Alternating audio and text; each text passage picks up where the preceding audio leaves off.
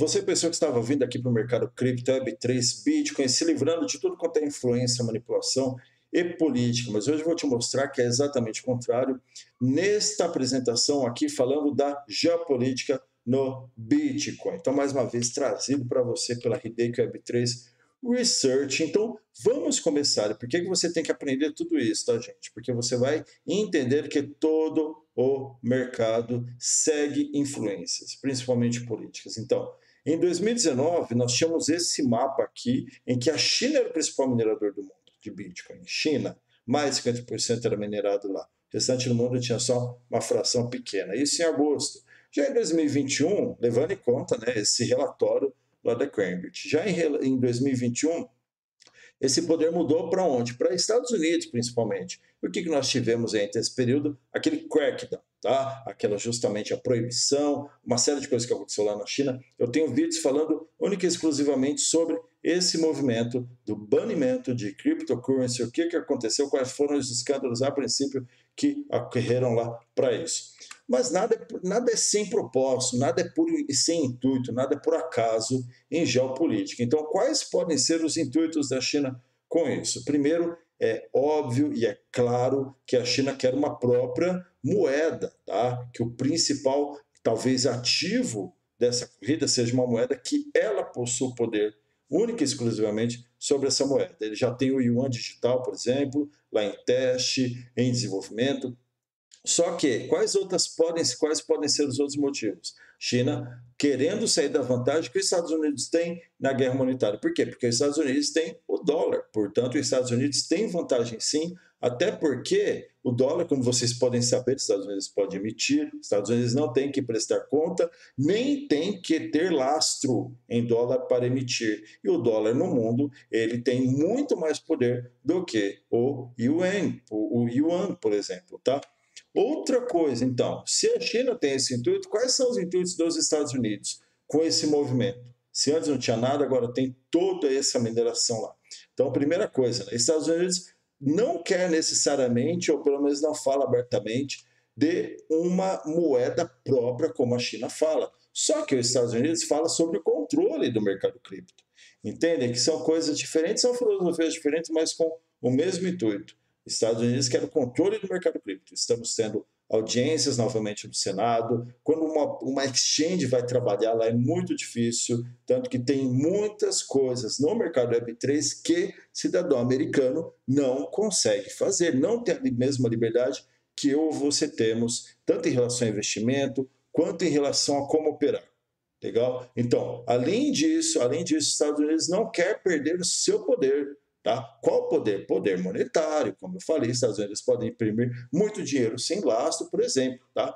Outra coisa, Estados Unidos também pode influenciar metade do mundo que conhecemos. Então, quase todo o mundo ocidental pode ser influenciado pelos Estados Unidos. Com controle sobre cripto, isso significa mais influência não só no mercado tradicional, mas também no mercado que é muito mais recente. E se ele pode controlar aquilo que ocorre ali na sua esfera de poder, ele também pode controlar até melhor aquilo que ocorre lá dentro. Com essa movimentação aqui, se antes todo o poder de mineração ocorria lá na China, hoje os Estados Unidos trazendo esse poder de mineração para dentro dele, significa o quê? Significa que agora muitas empresas, muitos mineradores têm que responder às leis americanas. Então, falando de Estado e centralização, hoje 91%, ainda de acordo com desse relatório da Cambridge, 91% do hash power de Bitcoin, de mineração de Bitcoin,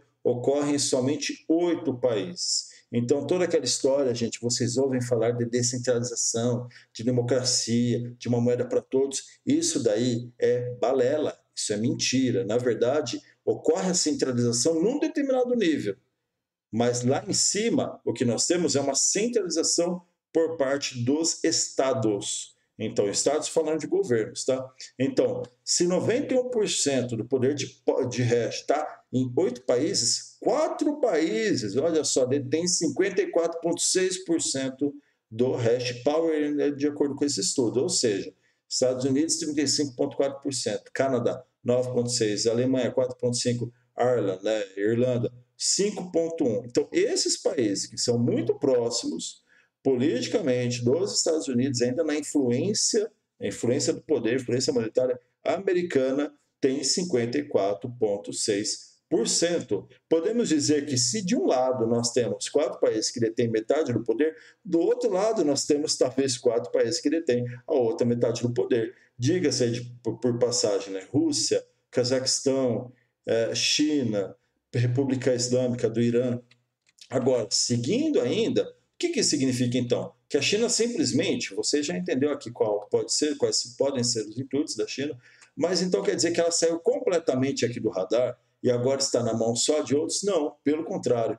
Tem reportes bem recentes, inclusive, uma notícia que eu coloquei da CNBC, ou seja, não é teoria de conspiração. A gente não confio, tá? Nós sabemos que nós temos que olhar sempre com uma certa desconfiança para notícias do grande mercado, da grande mídia, mas eu coloco aí realmente para não parecer que são só teorias de conspiração, tá? Então, notícia da CNBC aponta que ainda 20% da rede do Bitcoin continua lá na China, sendo minerada, sim, tá? 20% pelo menos.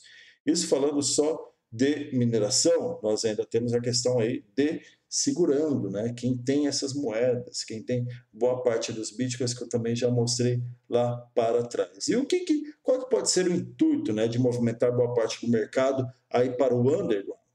Por quê? Porque imagina o seguinte, quando você tem um mercado no mercado legal, você tem que responder algumas questões, tá? Você tem que, por exemplo, responder a leis internacionais. Agora, quando você movimenta aquele mercado, por exemplo, para o mercado underground, para o mercado ilícito, você não precisa mais responder por essas questões, tá? Por isso que muitos países têm, por exemplo, regiões de zona de livre comércio, ou pegar o exemplo de cassino, né? Cassino é um ótimo exemplo aí de regiões para lavagem de dinheiro, por exemplo. Entendeu? Então, enfim, se isso acontece por um motivo. Sempre tem um propósito, que é voltar para o mercado negro. Esse é um dos motivos principais, na minha opinião. Agora, falando um pouquinho ainda sobre possível manipulação, tá? Se você já ouviu falar em ataque de 51%, que pode ocorrer em tecnologias que são Proof of Work. Quem que é Proof of Work, gente? Bitcoin. Bitcoin é Proof of Work. Agora você fala, poxa, mas ataque 51% numa rede descentralizada é muito difícil. Sim, é verdade, uma rede descentralizada isso é muito difícil. Mas como eu mostrei aqui, nós não estamos falando de uma rede completamente descentralizada. Ela é descentralizada em um determinado ponto, mas quando você vai subindo para níveis superiores, não existe essa descentralização. Pelo contrário, você tem poucos governos que conseguem ter um poder muito grande numa quantidade que pode significar, sim, mais de 50% da rede. E eu vou além disso, tá? Porque se você olhar nesse site aí, que é o POL, você pode procurar aí também, né, o custo para fazer um ataque de 51%, ele não é caro para um governo, pelo contrário. Aqui a estimativa do Bitcoin, por exemplo, você vê ali de 1 bilhão, quase 2 bilhões, é um valor pequeno, tá? Um valor muito pequeno, na verdade, para um país, para um governo, ou até para esses grandes mineradores.